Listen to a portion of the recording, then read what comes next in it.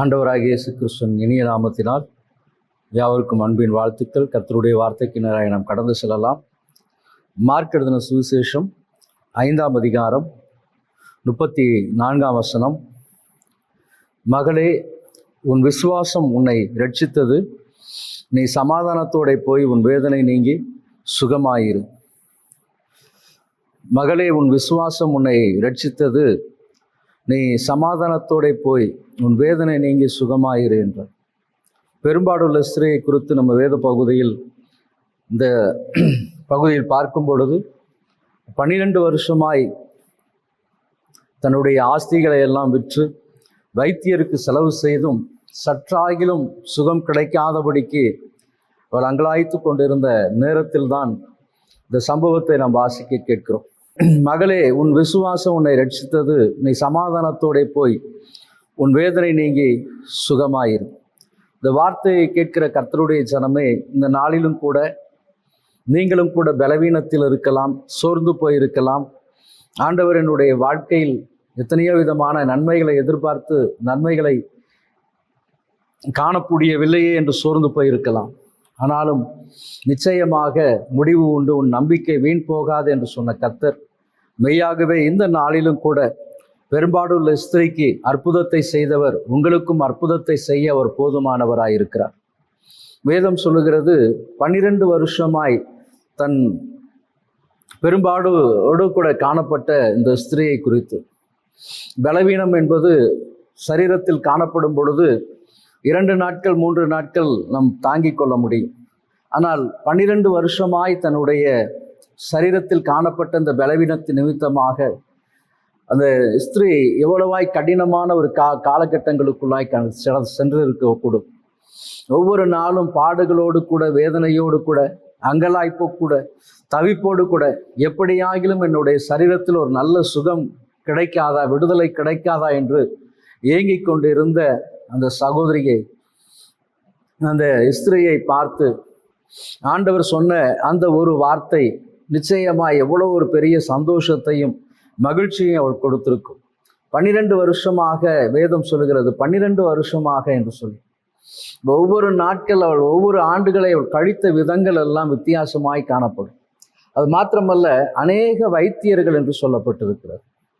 ஒரு வைத்தியர் என்று சொல்லி தன் ஆஸ்திகளை எல்லாம் விற்று அவளுக்கு சரீரத்தில் எப்படியாகிலும் ஒரு சுகம் கிடைத்து விடாதா என்ற ஒரு அங்கலாய்ப்பு.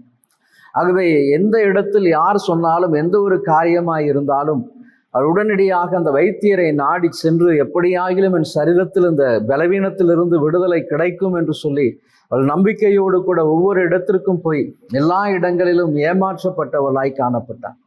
கேட்டுக்கொண்டிருக்கிற கர்த்தருடைய ஜனமே, உங்கள் வாழ்க்கையிலும் கூட ஒரு ஏமாற்றத்தின் சூழ்நிலையில் இருக்கலாம். ஐயா, அநேக வைத்தியர்களை பார்த்தும் என் வாழ்க்கையில் எந்த விதமான ஒரு நன்மை கிடைக்கவில்லை, சுகம் கிடைக்கவில்லை, நான் எதிர்பார்த்த அந்த ஆரோக்கியம் கிடைக்கவில்லை, பணம் மற்றும் செலவு செய்து கொண்டே இருக்கிறோம், இன்னும் என் சரீரத்தில் ஒரு சின்ன முன்னேற்றம் கூட காணப்படவில்லையே என்று சொல்லி நான் இருப்பதை விட மரித்து போவது நல்லது என்று சொல்லி நீங்கள் அங்கலாய்ப்போடு கூட இருந்தால், இன்றைக்கு கர்த்தர் உங்களை பார்த்து சொல்லுகிற ஒரு வார்த்தை, அன்றைக்கு பெரும்பாடுள்ள ஸ்திரீயை பார்த்து சொன்னார், உன் வேதனை நீங்கி சுகமாயிரு. இன்றைக்கும் அதே வார்த்தையை கர்த்தர் உங்களுக்கு சொல்லுகிறார், என் மகனே, என் மகளே, உன் வேதனை நீங்கி நீ சுகமாயிரு. உன் படுக்கையை நிச்சயமாக, அந்த வியாதி படுக்கையை நான் மாற்றுவேன் என்று கர்த்தர் வாக்கு கொடுக்கிறார். ஆகவே நீங்கள் சோர்ந்து போக வேண்டாம். நீங்கள் செய்ய வேண்டிய காரியங்களை எல்லாம் கர்த்தர் நிச்சயமாய் அறிந்திருக்கிற தேவனாய் இருக்கிறார். ஆகவே ஆண்டவருடைய முகத்தை நீங்கள் நோக்கி பாருங்க. சங்கீதம் 121:1 வாசிக்கிற வண்ணமாய், எனக்கு ஒத்தாசை வரும் பர்வதங்களுக்கு நேராக என் கண்களை ஏறெடுக்கிறேன். அவர் ஒத்தாசை அனுப்புகிற தேவன், அவரே உங்கள் பரிகாரி, அவரே உங்களை அந்த பலவீனத்திலிருந்து தூக்கி எடுக்கிற தேவன். ஆகவே கர்த்தரை நீங்கள் நம்பும் பொழுது, கர்த்தரை நீங்கள் சார்ந்து கொள்ளும் பொழுது, அவருடைய தழும்புள்ள கரத்தினால் உங்களை தொட்டு சுகம் கொடுப்பார், நிச்சயமாய் விடுதலை கொடுப்பார். கொடுப்பார். ஆகவே நீங்கள் சோர்ந்து போக வேண்டாம். நான் மாறாதிக்கிற தேவன், அவர் இன்றைக்கும் ஜீவனுள்ளவராய் இருக்கிறார். ஆமென். 12 வருஷமாய் பெரும்பாடுள்ள ஸ்திரீக்கு சுகம் கொடுத்த தேவன் ஏன் உங்களுக்கு சுகம் கொடுக்க கூடாது? நிச்சயமாய் சுகம் கொடுக்க அவர் போதுமானவராய் இருக்கிறார். ஆகவே உங்களுடைய சோர்விலிருந்து நீங்க எழுந்து கொள்ளுங்க. கர்த்தர் விடுவிக்கிற தேவன். நிச்சயமாய் இந்த இயேசு என்னுடைய தழும்பு, ஆமென், அவருடைய தழும்புகளினால் எனக்கு ஒரு நல்ல விடுதலை கொடுப்பார். நிச்சயமாய் இந்த பலவீனத்தின் சிறையிருப்புகளிலிருந்து எனக்கு விடுதலை கொடுப்பார் என்று நீங்கள் விசுவாசிக்கும் பொழுது, நம்பும் பொழுது, நிச்சயமாய் ஆமென், கர்த்தர் உங்களுக்கு ஒரு நல்ல ஒரு அற்புதத்தின் சுகத்தை கர்த்தர் கொடுத்து நடத்துவார். இந்த பெரும்பாடுள்ள ஸ்திரீ மூலமாக நமக்கு ஆண்டவர் கற்றுக் கொடுக்கிற ஒரு சில காரியங்கள், அந்த ஸ்திரீக்கு உடனடியாக விடுதலை என்பது எப்படி கிடைத்தது, அவள் எப்படி அந்த சுகத்தை பெற்றுக்கொண்டால், வேத புஸ்தகத்தை நீங்க வாசிக்கும் பொழுது, மார்க் எழுதின சுவிசேஷம் அதே 5ஆம் அதிகாரத்தில் வாசிக்கும் பொழுது 5:27 வசனத்தை வாசிக்கும் பொழுது, இயேசுவை குறித்து கேள்விப்பட்டு, முதலாவதாக அவள் பெரும்பாடுள்ள அநேக வைத்தியருக்கு செலவு செய்தால், அதன் பின்பதாக வேதம் சொல்லுகிறது அவள் இயேசுவை குறித்து கேள்விப்பட்டாள் என்று சொல்லி. நாமும் கூட கேள்விப்படுகிற ஒரு அனுபவங்களுக்குள்ளாக கடந்து வரணும். இயேசுவை குறித்து கேள்விப்படுகிற ஜனங்கள் அநேகர் உண்டு. உலகத்தில் இருக்கக்கூடிய எல்லா ஜனங்களுக்கும் ஆண்டவராகிய இயேசு கிறிஸ்துவை குறித்து கேள்விப்படுகிறார்கள், கேட்டிருக்கிறார்கள், அறிந்து கொண்டிருக்கிறார்கள். அப்போ முதலாவதாக இந்த ஸ்திரீ அந்த இடத்தில் இயேசுவை குறித்து கேள்விப்பட்டார். ஆகவேதான் லூக்கா எழுதின சுவிசேஷம் 19ஆம் அதிகாரத்தில் நாம் வாசிக்கும் பொழுது, இயேசு வருகிறார் என்று சகையு கேள்விப்பட்ட பொழுது, அவன் கேட்ட பொழுது, அவன் உடனடியாக இந்த இயேசுவை பார்க்க வேண்டும் என்று சொல்லி அவன் குள்ளனாய் இருந்தபடியினால் காட்டத்தி மரத்தின் மீது ஏறினான் என்று வேதத்தில் வாசிக்கிறோம். இப்போ கேள்விப்படுகிற இந்த ஸ்திரீ கேள்விப்பட்டாள். அப்போ கேள்விப்படுகிற ஒரு அனுபவம் நம்முடைய வாழ்க்கையில காணப்படும். இதே மார்க் எழுதின சுவிசேஷம் 10ஆம் அதிகாரம் 47ஆம் வசனத்தை நீங்க வாசிக்கும் பொழுது, பர்திமேயு குருடனை குறித்து நம்ம வாசிக்கிறோம். இப்ப பர்திமேயு குருடன் இயேசு வருகிறார் என்று கேள்விப்பட்டு, அவன் குருடனாய் இருந்த பொழுது அந்த இடத்தில் ஒரு சலசலப்பை பார்த்தான். இந்த காரியங்கள் என்ன காரியங்கள் என்று சொல்லி அவன் கேட்கும் பொழுது, இயேசு வருகிறார் என்று சொல்லி அவன் கேள்விப்பட்டான்.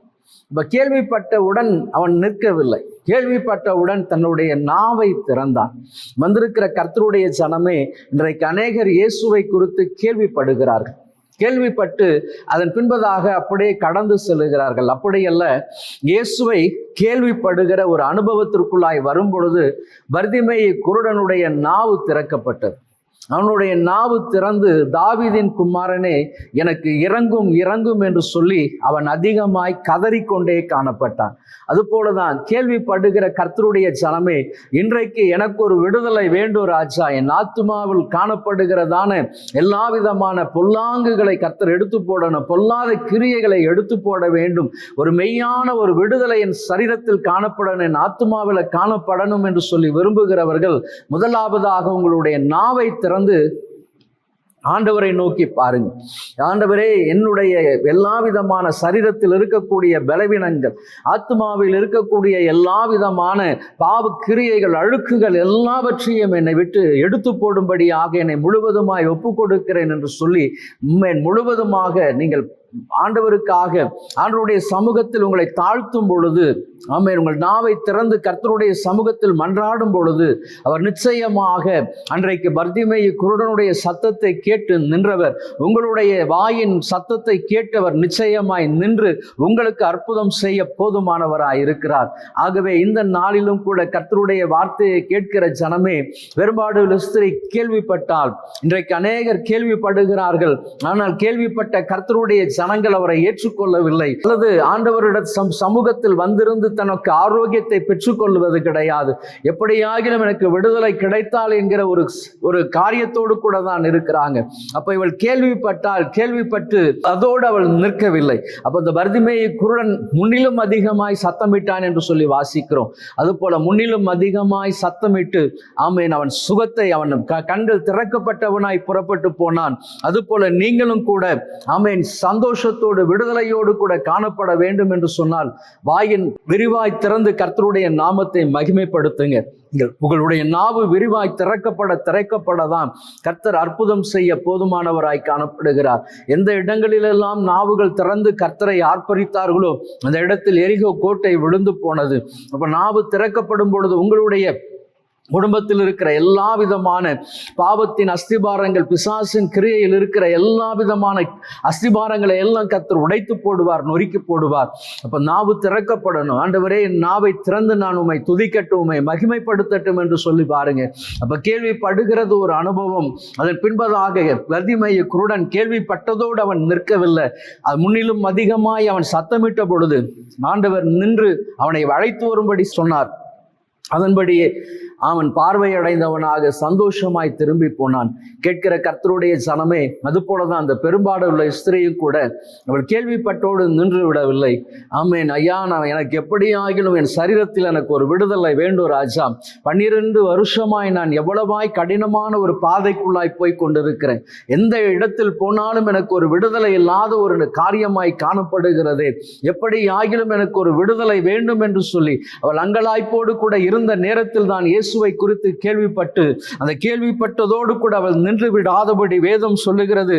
மார்க் எழுதின சுவிசேஷம் 5ஆம் அதிகாரம் 27ஆம் வசனத்தை வாசிக்கும் பொழுது, கேள்விப்பட்டு நான் அவருடைய வஸ்திரத்தை ஆகிலும் தொட்டாள் என்று சொல்லி, ஆமென். இரண்டாவது அவள் எண்ணினாள். முதலாவது கேள்விப்பட்டு, இரண்டாவது அவருடைய வஸ்திரத்தை ஆகிலும் தொட்டாள் என்று வேதத்தில் வாசிக்கிறோம். இப்ப வஸ்திரத்தை தொடுகிற ஒரு அனுபவத்திற்குள்ளாக இரண்டாவது அவளுடைய காணப்பட்ட ஒரு காரியம். கேள்விப்பட்டால், இரண்டாவது அவள் விசுவாசித்தாள். அவர் என்னை தொட வேண்டும் என்று சொல்லி அல்ல, அவர் இயேசு என்னை தொட வேண்டும் என்று சொல்லி அல்ல. இவளுடைய விசுவாசம் அவருடைய வஸ்திரத்தின் ஓரத்தை ஆகிலும் தொட்டார். ஆமென். இதுதான் விசுவாசம். முதலாவது கேள்விப்படுகிற ஒரு காரியம், இரண்டாவது விசுவாசம். இந்த இயேசு எனக்கு விடுதலை கொடுப்பார் என்கிற ஆணித்தரமான ஒரு விசுவாச வாழ்க்கைக்குள்ளாய் கடந்து வரும். அப்போ இந்த விசுவாச வாழ்க்கைக்குள்ளாக நீங்கள் கடந்து வரும் பொழுதுதான் நிச்சயமாய் கர்த்தர் உங்களுக்கு அற்புதம் செய்வார். இன்றைக்கும் வார்த்தையை கேட்கிற கர்த்தருடைய ஜனமே, எபிரேயரின் புஸ்தகம் 11ஆம் அதிகாரம் 1ஆம் வசனத்தை நாம் வாசிக்கும் பொழுது, ஆமென், விசுவாசமானது நம்பப்படுகிறவைகளின் உறுதியும் காணப்படாதவைகளின் நிச்சயமாய் இருக்கிறதா. இப்ப விசுவாசமானது நம்பப்படுவைகளின் உறுதியும் காணப்படாதவைகளின் நிச்சயமாய் இருக்கிறது.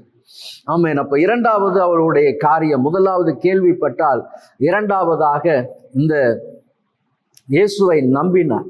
இந்த மனுஷனுடைய வஸ்திரத்தின் ஓரத்தை நான் தொட்டால் போதும், எனக்கு அற்புதமான ஒரு விடுதலை கிடைக்கும் என்கிற ஒரு நம்பிக்கை. ஆண்டவராக இயேசு கிறிஸ்துவை கேள்விப்படுவதோடு அநேகர் நின்று விடுகிறார்கள். தங்களுடைய நாவை திறந்து அந்த பர்திமேயு குருடன் பெற்ற அற்புதத்தை பெற்றுக்கொள்ள முடியாதபடிக்கு கேள்விப்படுவதோடு கூட அமர்ந்து வந்து சென்று கொண்டு இருக்கிறாங்க. அப்படி அல்ல. ஆமென். கேள்விப்படுகிற ஜனம் வாயை திறந்து கர்த்தருடைய சமூகத்தில் தன்னை தாழ்த்தும் பொழுது விடுதலையை பெற்றுக்கொள்ள முடியும். அடுத்ததாக இவளுடைய விசுவாசமான ஒரு வாழ்க்கையை குறித்து பார்க்கும் பொழுது ஒரு நம்பிக்கை, இந்த மனுஷனுடைய இந்த இயேசுடைய வஸ்திரத்தின் ஓரத்தை நான் தொட்டால் போதும், எனக்கு நிச்சயமாய் ஒரு அற்புதமான சுகத்தை நான் பெற்றுக்கொள்வேன் என்கிற நம்பிக்கை. இப்ப இயேசுவை குறித்து கேள்விப்படுவது மட்டுமல்ல, நம்பணும், இயேசுவை நம்பணும். ஐயா, இவர் எனக்காக என் பாவத்திற்காக கல்வாரி சிலுவையை ஏற்றுக்கொண்டிருக்கிறார். அந்த கல்வாரி சிலுவையில் எனக்காக தன்னுடைய சொந்த ஜீவனை கொடுத்திருக்கிறார், ரத்தம் சிந்தி இருக்கிறார், எனக்காக ரத்தம் சிந்தி இருக்கிறார். அவருடைய ரத்தத்தினால் எனக்கு ஒரு பாவம் மன்னிப்பின் மீட்பு உண்டு என்று சொல்லி நம்பும் பொழுது நிச்சயமாய் நீங்கள் விடுதலையை பெற்றுக்கொள்ள முடியும். அவருடைய தழும்புள்ள கரத்தினால் நிச்சயமாக என்னை தொட்டு சுகப்படுத்துவார் என்று சொல்லும் பொழுது, நிச்சயமா விசுவாசிக்கும் பொழுது கர்த்தர் உங்களுக்கு அற்புதமான சுகத்தையும் விடுதலையும் அவர் கொடுக்க போதுமானவராய் இருக்கிறார். ஆகவே இந்த நாளிலும் கர்த்தருடைய வார்த்தையை கேட்டுக்கொண்டிருக்கிற கர்த்தருடைய ஜனமே, பெரும்பாடுள்ள ஸ்திரியை குறித்து நம்ம அநேக காரியங்கள் நம்ம பேசியிருக்கலாம், அநேக காரியங்களை நீங்கள் கேட்டிருக்கலாம். ஆனாலும் அவள் கேள்விப்பட்டதோடு நின்று விடாதபடி அந்த விசுவாசமான வாழ்க்கை எல்லாம் அநேக வைத்தியரிடத்துல போயிட்டையா, அநேக இடங்களுக்கு நான் போயிருக்கிறேன், ஆஸ்திகளை எல்லாம் நான் விற்று செலவு செய்திருக்கிறேன், ஆனா எனக்கு விடுதலை கிடைக்கவில்லை. ஆனால் இன்றைக்கு நான் இந்த இயேசுவை கேள்விப்பட்டிருக்கிறேன், கேள்விப்பட்டதோடு சொன்னதோடு மாத்திரமல்ல, இன்றைக்கு அவருக்கு இடத்திலிருந்து எனக்கு நிச்சயமாக விடுதலை கிடைக்கும், சுகம் கிடைக்கும், நான் நிச்சயமாக ஆரோக்கியத்தை பெற்றுக்கொள்வேன் என்கிற அந்த நம்பிக்கைக்குள்ளாக வரும் பொழுது ஆமேன் கர்த்தர் அவளுடைய விசுவாசத்தை கர்த்தர் கனப்படுத்தினார். ஆகவே வார்த்தையை கேட்டுக்கொண்டிருக்கிற கர்த்தருடைய ஜனமே, இதே சம்பவத்தை குறித்து வேறொரு இடத்துல பார்க்கும் பொழுது 2 ராஜாக்களின் புஸ்தகம் 5ஆம் அதிகாரம் 11ஆம் வசனத்தை நீங்க வாசிக்கும் பொழுது, அதற்கு நாகுமான் கடும் கோபம் கொண்டு புறப்பட்டு போய் அவன் வெளியே வந்து நின்று தன் தேவனாகிய கர்த்தருடைய நாமத்தை தொழுது தன் கையினால் அந்த இடத்தை தடவி இவ்விதமாய் குஷ்டரோகத்தை நீக்கி விடுவான் என்று எனக்குள் நினைத்திருந்தேன். நாகமானுடைய விசுவாசத்தை குறித்து இந்த இடத்துல நம்ம பார்க்கும் பொழுது, எலிசா அவரிடத்தில் சொல்லி அனுப்பின ஒரு காரியம். அப்பொழுது 10ஆம் வசனம், அப்பொழுது எலிசா அவனிடத்தில் ஆள் அனுப்பி, நீ போய் யோர்தானில் 7 தரம் ஸ்நானம் பண்ணு, அப்பொழுது உன் மாம்சம் மாறி நீ சுத்தமாவாய் என்று சொன்னான். நாகமானுடைய முகத்தை கூட பாராதபடிக்கு அவன் சொன்ன ஒரு காரியம், நீ யோர்தானில் போய் 7 தரம் ஸ்நானம் பண்ணு, அப்பொழுது நீ சுத்தமாவாய். ஆகவேதான் நாகமானுக்கு ஒரு கடுமையான கோபத்தோடு சொல்லுகிற இந்த வார்த்தை, கர்த்தருடைய நாமத்தை தொழுது தன் கையினால் அந்த இடத்தை தொட்டு இவ்விதமாய் குஷ்டரோகத்தை நீக்கி விடுவான்.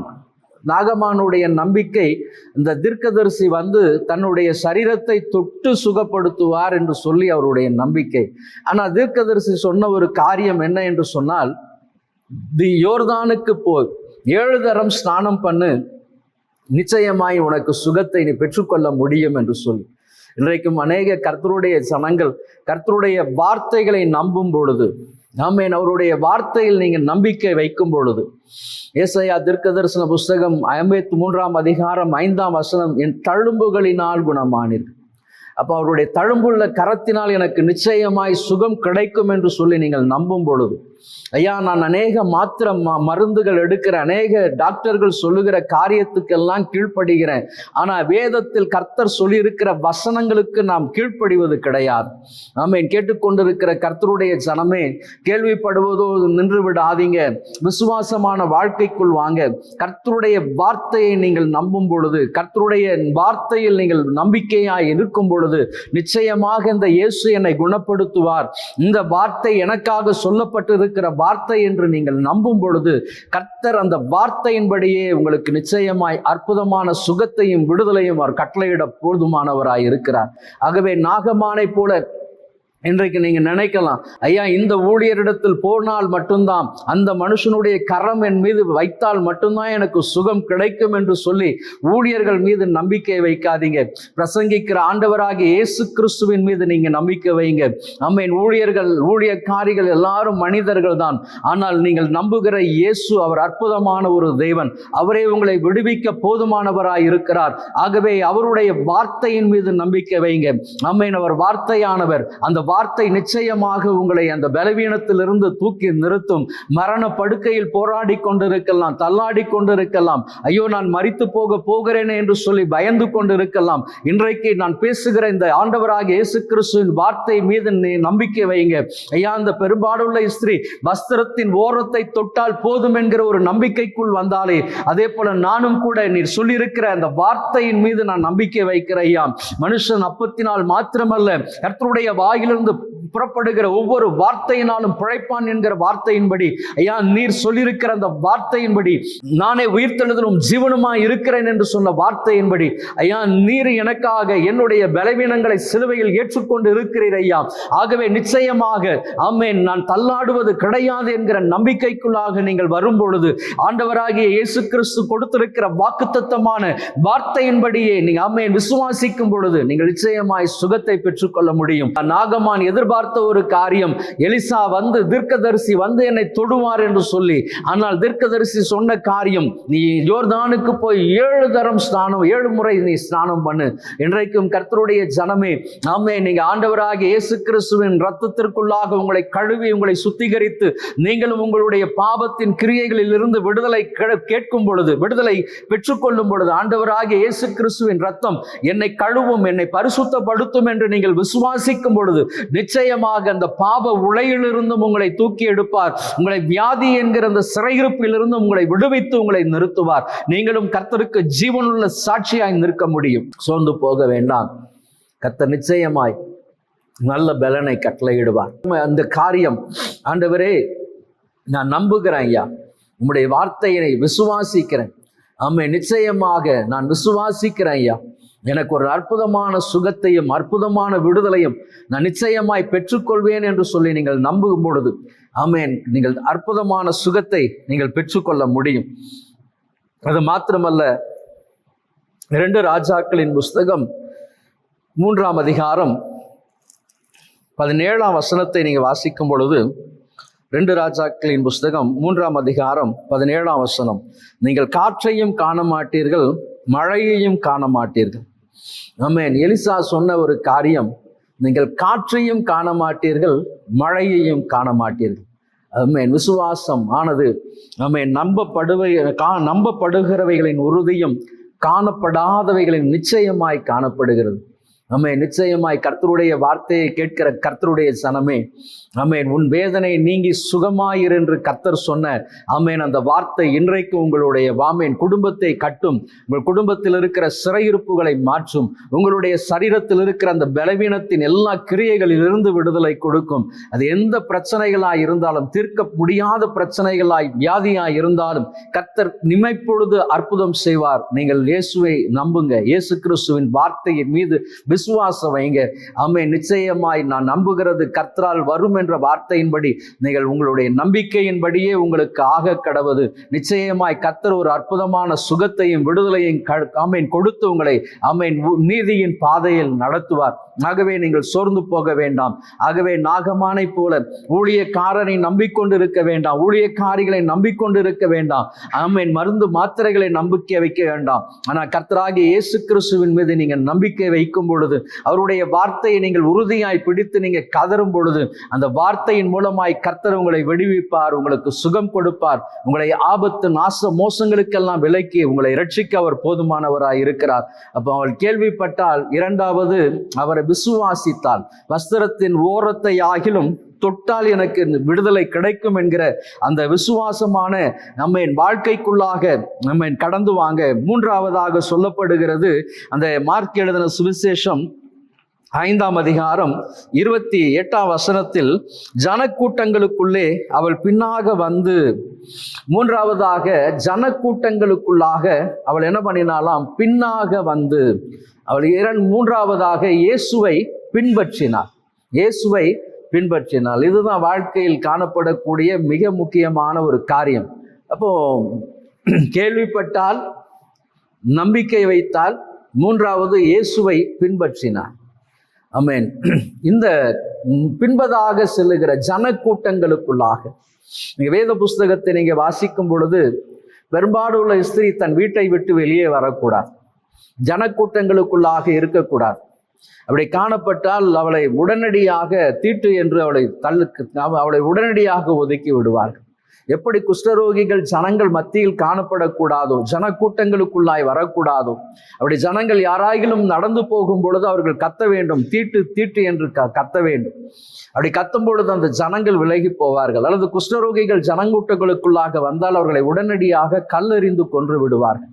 இப்போ வேதத்தில் இந்த வார்த்தையை நீங்க வாசிக்கும் பொழுது, ஜனக்கூட்டங்களுக்குள்ளே அவருக்கு பின்பதாக, இப்ப ஜனக்கூட்டங்களுக்குள்ளாக தன் ஜீவனை கூட பணயம் வைத்து, நான் 12 வருஷமாய் அவதிப்பட்டு கொண்டிருக்கிறேன், 12 வருஷமாக நான் இந்த பலவீனத்தினால் பிடிக்கப்பட்டு என் சரீரத்தில் எல்லாம் உருகுலைந்து போய் நான் எல்லாவற்றையும் இழந்து போனவளாய் காணப்பட்டு கொண்டிருக்கிறேன். ஆகவே நான் மரித்தாலும் பரவாயில்லை என்று சொல்லி அவள் இயேசுவை உறுதியாக பின்பற்றினாள். ஆகவே தான் வேத புஸ்தகத்தில் வாசிக்கிறோம், ஒருவன் என்னை பின்பற்ற விரும்பினால் அவன் தன்னைத்தான் வெறுத்து தன் சிலுவையை எடுத்துக்கொண்டு என்னை பின்பற்ற கடவன். வந்திருக்கிற கர்த்தருடைய ஜனமே, 3வது அவள் முழுவதுமாக இயேசுவை பின்பற்றுவதற்கு தன்னை முழுவதுமாக ஒப்பு கொடுத்தாள். இந்த இயேசுவை பின்பற்றுகிற அந்த அனுபவத்திற்குள்ளாக வரணும். ஆண்டவர் எனக்கு விடுதலை கொடுக்க வேண்டும், அவருடைய சுகத்தை நான் ஆரோக்கியத்தை பெற்றுக்கொள்ள வேண்டும் என்று சொல்லி அநேகர் வாஞ்சிப்பாங்க. அநேகருக்கு ஐயா எப்படியாகிலும் எனக்கு பணவிரயம் இல்லாதபடி ஒரு அற்புதமான சுகத்தை இந்த இயேசு கிறிஸ்து கொடுப்பார் என்று சொல்லி அநேகர் வாஞ்சிப்பாங்க. ஆனால் அதை பெற்றுக்கொள்வது என்பது 3 விதமான அனுபவங்கள். கேள்விப்படுவதோடு அநேகர் நின்று விடுவாங்க. அடுத்ததாக நாங்கள் நாவுகளை திறக்க மாட்டாங்க. ஆமென். இரண்டாவதாக விசுவாசம், அந்த வார்த்தையின் மீது நம்பிக்கை வைக்க மாட்டாங்க. ஐயா இயேசு கிறிஸ்துவை நம்புங்கள் என்று சொல்லி நாம் சொல்லும் பொழுது அவர்கள் அந்த வார்த்தைகள் மீது நம்பிக்கை வைக்காதவர்களாய் காணப்படுவாங்க. பின்பதாக நீங்க வரணும், ஆண்டவராக இயேசு கிறிஸ்துவை சொந்த இரட்சகராக ஏற்றுக்கொள்ள வேண்டும் என்கிற அந்த அனுபவத்திற்குள்ளாக அவர்களுக்கு வருவதற்கு மனம் இருக்காது. ஆனா எங்களுக்கு எப்படியாகிலும் சுகம் வேண்டும், ஆரோக்கியம் வேண்டும் என்று சொல்லி வாஞ்சிப்பார்கள். ஆனா இந்த அனுபவங்களுக்குள்ளாக எல்லாம் வரும் பொழுதுதான் கர்த்தர் விடுதலை கொடுப்பார். ஆகவே தான் வேத புஸ்தகத்தை நீங்கள் வாசிக்கும் பொழுது 10 குஷ்டரோகிகள் ஆண்டவராக இயேசு கிறிஸ்துவினிடத்தில் வந்தார்கள். இப்போ 10 குஷ்டரோகிகளை பார்த்து அவர் சொன்ன ஒரு வார்த்தை, நீங்கள் போய் உங்களை ஆசாரியனுக்கு காண்பித்து செலுத்த வேண்டிய காரியத்தை செலுத்துங்க. அவர்கள் புறப்பட்டு போகும் பொழுதே அற்புதமான சுகத்தை பெற்றுக்கொண்டார்கள். ஆனால் ஒருவன் மாத்திரம்தான் திரும்பி வந்து ஆண்டவருடைய சமூகத்தில் விழுந்து நன்றி செலுத்தினான். ஆண்டவரே, நான் வந்திருக்கிறேன், குஷ்டரோகத்தை எனக்கு ஆரோக்கியத்தை எனக்கு கொடுத்திருக்கிறீங்க அப்படின்னு சொல்லி. ஆண்டவர் கேட்டார், மீதி 9 பேர் எங்கே என்று சொல்லி.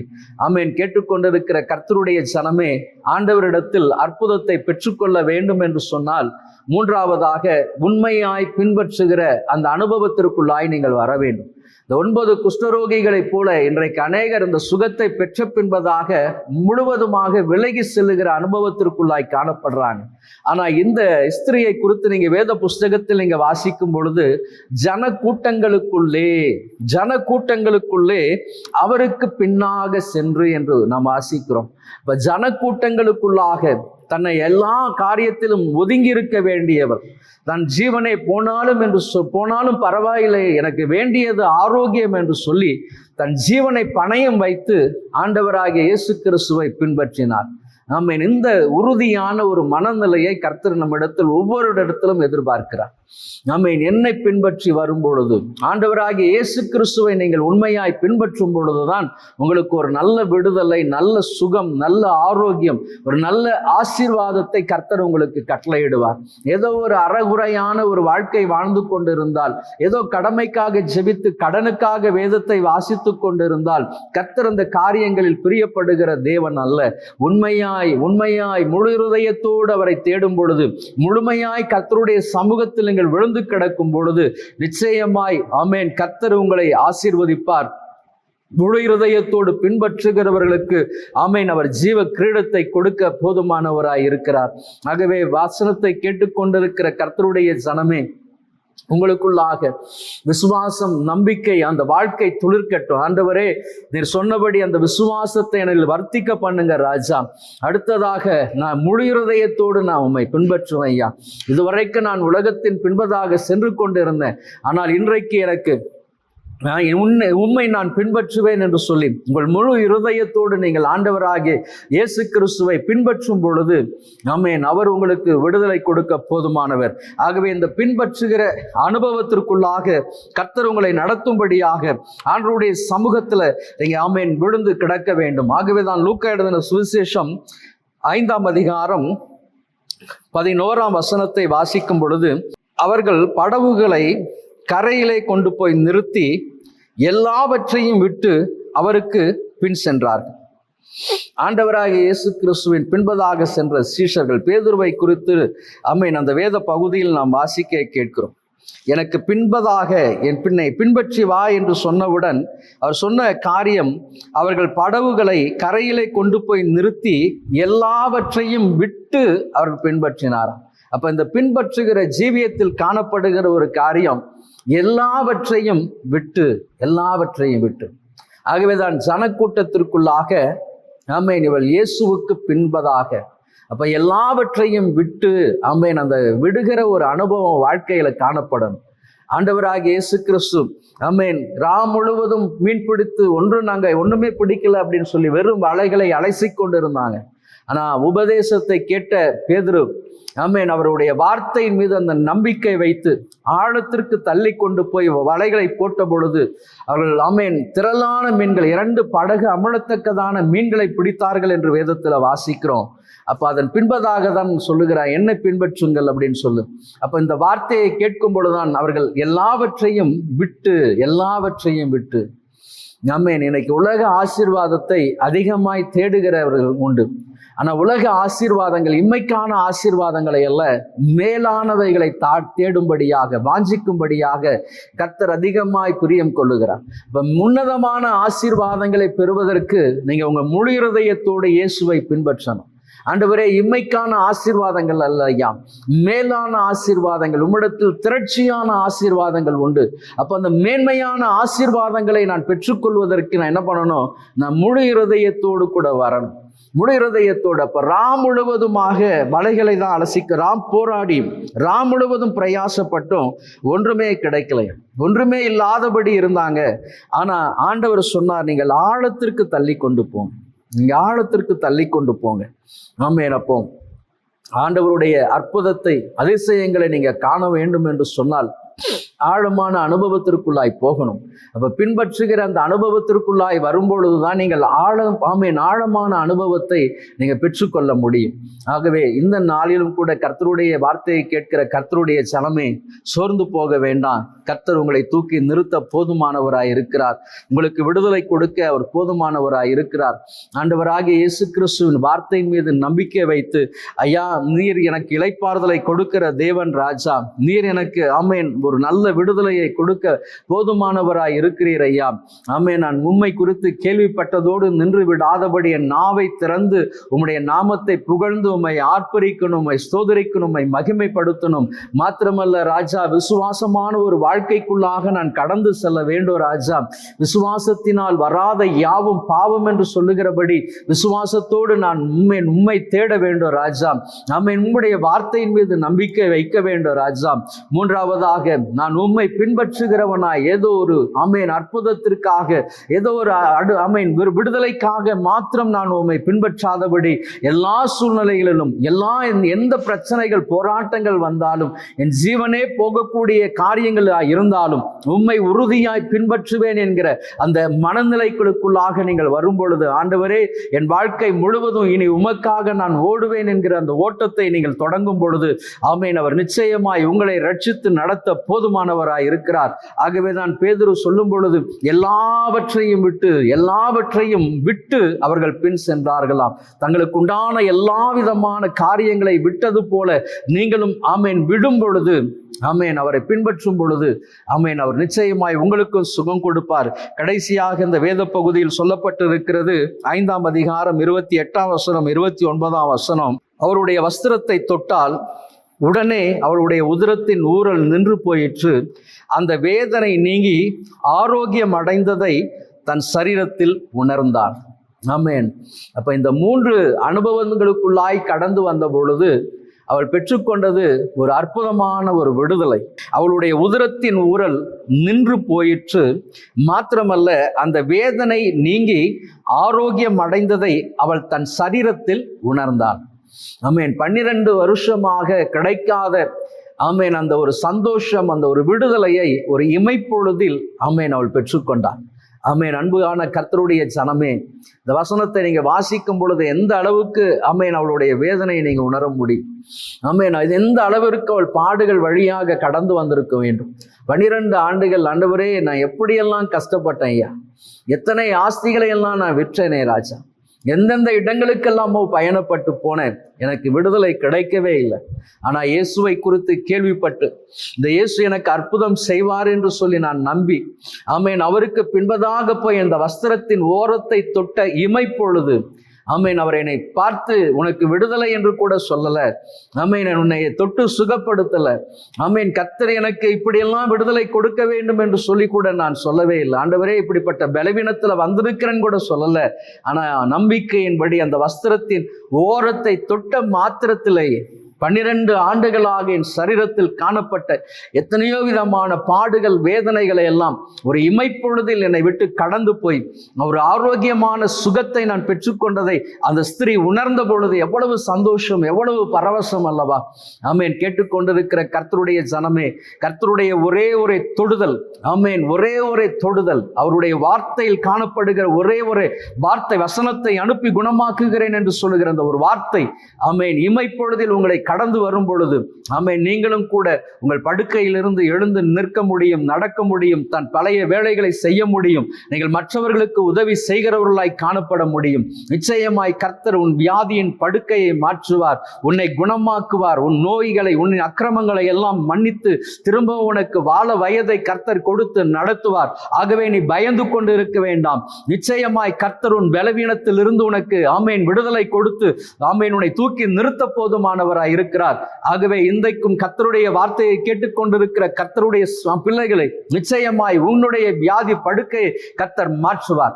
ஆமென். நீங்கள் நம்பிக்கை வைக்கும் பொழுது, இயேசுவை மீது நம்பிக்கை வைக்கும் பொழுது அநேகருக்கு விடுதலை கொடுத்தவர் உங்களுக்கும் விடுதலை கொடுப்பார். என்னையும் உளையான சேற்றிலிருந்து தூக்கி எடுத்தவர் உங்களுக்கும், ஆமென், உளையான சேற்றிலிருந்து தூக்கி எடுத்து கண்மலையின் மீது நிறுத்தி உங்களை ஆசீர்வதிப்பார். ஆமென். இமைப்பொழுது ஒரு அற்புதம். அந்த வசனத்தை வாசிக்கும் பொழுது அந்த உதிரத்தின் தொட்ட உடனே அந்த உதிரத்தின் ஊரல் நின்று போயிற்று. உடனடியாக அந்த வேதனை நீங்கி ஆரோக்கியம் அடைந்ததை தன் சரீரத்தில் உணர்ந்தார். ஆமென். அதுதாங்க, மருந்து மாத்திரைகள் மூலமாக அல்ல. ஆமென். அந்த வஸ்திரத்தின் ஓரத்தை தொட்ட பொழுது அவள் தன் சரீரத்தில் அந்த ஆரோக்கியத்தை உணர்ந்தாள். அதுபோல நீங்களும் உங்கள் சரீரத்தில் அந்த ஆரோக்கியத்தை, ஆமென், நிச்சயமாய் பெற்றுக்கொள்ள முடியும். இருதய பிரச்சனையோடு கூட இருக்கலாம், லங்ஸ் பிரச்சனையோடு கூட இருக்கலாம். ஏன் என்னுடைய கிட்னி பிரச்சனையில் இருக்கிறேன், ஐயா குடல் பிரச்சனையில் இருக்கிறேன், என்னுடைய கண்கள், என்னுடைய சரீரத்தில் இருக்கக்கூடிய கட்டிகள், எத்தனையோ விதமான பிரச்சனைகளோடு கூட நீங்க கர்த்தருடைய வார்த்தையை கேட்கலாம். நிச்சயமாய் கர்த்தர் உங்களை வெட்கப்பட்டு போக விடவே மாட்டார். உங்கள் பலவீனங்களில் இருந்து நிச்சயமாய் சுகம் கொடுப்பார், விடுதலை கொடுப்பார். 12 வருஷமாய் பெரும்பாடுள்ள ஸ்திரீக்கு சுகம் கொடுத்தவர் உங்களுக்கும் சுகம் கொடுக்க அவர் போதுமானவராய் இருக்கிறார். இந்த வஸ்திர தொங்கலை குறித்து நம்ம வேத புஸ்தகத்தில் வாசிக்கும் பொழுது எதற்காக அந்த வஸ்திரத்தின் ஓரத்தை அவள் தொட வேண்டும் என்று சொல்லி பார்க்கும் பொழுது, என்னாகமத்தின் புஸ்தகம் 15ஆம் அதிகாரம் 39, 40 வசனத்தை நீங்க வாசிக்கும் பொழுது, நீங்கள் பின்பற்றி சோரம் போகிற உங்கள் இருதயங்களுக்கும் உங்கள் கண்களுக்கும் ஏற்க நடவாமல் அதை பார்த்து கர்த்தரின் கற்பனைகளை எல்லாம் நினைத்து அவைகளின்படியே செய்யும்படிக்கு அது உங்களுக்கு தொங்கலாய் இருக்க வேண்டும். நீங்கள் என் கற்பனைகளை எல்லாம் நினைத்து அவைகளின்படியே செய்து உங்கள் தேவனுக்கு பரிசுத்தராய் இருக்கும்படி அதை பார்ப்பீர்களாக. அப்போ ஒவ்வொரு ஜனங்களுடைய வஸ்திரங்கள் எப்படி இருக்க வேண்டும்? அப்போ ஒவ்வொரு ஜனங்களுடைய வஸ்திரத்தில் ஒரு தொங்கலை உண்டாக்கி அப்படின்னு சொல்லி அதுக்கு முந்தின வசனத்தை நீங்க வாசிக்கலாம். அப்போ வஸ்திர தொங்கல் எதை குறிக்கக்கூடியதாய் காணப்படுகிறது என்று சொல்லி பார்க்கும் பொழுது, நீங்கள் என் கற்பனைகளை எல்லாம் நினைத்து, அந்த தொங்கல் எதற்கு அடையாளமாய் சொல்லப்பட்டிருக்கு? அவருடைய கற்பனைகளுக்கு அடையாளமாய் சொல்லப்பட்டிருக்கு. ஆகவேதான் ஆண்டவரே பின்பற்றுவதோடு மாத்திரமல்ல, உம்முடைய கற்பனைகளை எல்லாம், கட்டளைகளை எல்லாம் நான் கை கொள்ளுவேன் என்கிற நம்பிக்கையோடு, அந்த விசுவாசத்தோடு அவள் தொட்ட பொழுதுதான், ஆமென், இமைப்பொழுதில் கர்த்தர் அவருக்கு சுகம் கொடுத்தார். அதன் பின்பதாக தான் ஆண்டவர் சொன்னார், என்னிடத்திலிருந்து வல்லமை புறப்பட்டதை அறிந்திருக்கிறேன் அப்படின்னு சொல்லி. என்னிலிருந்து வல்லமை புறப்பட்டதை அறிந்திருக்கிறேன், என்னை தொட்டது யார் என்று சொன்ன பொழுது இவள் வந்தாள். ஆமென். மகளே, அவள் பயந்து 33ஆம் வசனம், தன்னிடத்தில் சம்பவித்ததை அறிந்து அந்த ஸ்திரீயானவள் பயந்து நடுங்கி அவருக்கு முன்பதாக வந்து விழுந்து உண்மையெல்லாம் அவருக்கு சொன்னாள். அவர் அவளை பார்த்து, மகளே, உன் விசுவாசம் ரட்சித்தது, நீ சமாதானத்தோடு போய் உன் வேதனை நீங்கி சுகமாயிரு. அப்போ இந்த ஒரு வாக்குத்தத்தமான ஒரு வார்த்தை தான். ஆனால் இந்த வாக்குத்தத்தமான வார்த்தைக்கு பின்பதாக, ஆமென், அவளுடைய காரியங்கள், அவள் கேள்விப்பட்ட காரியம், ஆமென், அவளுடைய விசுவாச நம்பிக்கையுள்ள ஒரு வாழ்க்கை, அதன் பின்பதாக பின்பற்றுகிற ஒரு ஜீவியம். அது மாத்திரமல்ல, அந்த வஸ்திரம், ஐயா நான் உண்மை உறுதியாய் பின்பற்றுவேன், அந்த நம்பிக்கை, அவள் தொட்ட பொழுது அற்புதத்தை பெற்றுக்கொண்டாள். பார்த்தீங்களா? ஆமென். ஒரு விலை மதிக்க முடியாத ஒரு ரட்சிப்பை பெற்றுக்கொண்டது போல சரீரத்தில் சுகத்தை பெற்று, ஆமென், ஒரு விடுதலையை பெற்று, ரட்சிப்பை பெற்று, அவளும் ஆண்டவருக்காக சாட்சியாய் நின்றது போல ஆமென், நீங்களும் சாட்சியாய் நிற்கும்படியாகவே கர்த்தர் உங்களை அழைத்திருக்கிறார். ஆகவே நீங்க சோர்ந்து போக வேண்டாம். ஐயோ எனக்கு யாரும் இல்லையே, உதவி செய்வதற்கு யாரும் இல்லையே, ஐயோ நான் வியாதி படுக்கையில தனிமையில் இருந்து கொண்டு இருக்கிறேனே என்று சொல்லி நீங்க கதறலாம். ஆமென், வேதத்தை வாசித்து இந்த பகுதியை அதிகமாய் வாசித்து, ஐயா அந்த பெரும்பாடுள்ள ஸ்திரீக்கு சுகம் கொடுத்தது போல எனக்கும் சுகம் கொடுங்க ஐயா, நானும் உம்மை நம்புகிறேன், நானும் உம்மை விசுவாசிக்கிற ராஜா, எனக்கு வேண்டியது ஒரு நல்ல சுகம் வேணும் ஐயா, அற்புதமான சுகம் வேண்டும் ராஜா. ஆமென், ஆண்டவர் இமைப்பொழுதில் அற்புதம் செய்கிற தேவன், பகுதி பகுதியாய் அல்ல, ஆண்டவர் தொட்டால் நீங்க எப்பேற்பட்ட வியாதியஸ்தனுக்கும் ஆமென் அவர் விடுதலை கொடுக்க போதுமானவராயிருக்கிறார். ஆகவே சோர்ந்து போகாதபடி ஆண்டவராகிய இயேசு கிறிஸ்துவின் மீது நீங்க நம்பிக்கை வைங்க. அவர் நிச்சயமாய் உங்களுக்கு ஒரு விடுதலை கொடுத்து உங்களை சமாதானத்தின் பாதையில் நடத்துவார். வேதனை நீங்கி நீ சுகமாயிரு. ஆமென். கர்த்தர் நிச்சயமாய் உங்களை ஆசீர்வதிப்பாராக. கர்த்தர் இந்த வார்த்தைகளை ஆசீர்வதிப்பாராக. ஆமென்.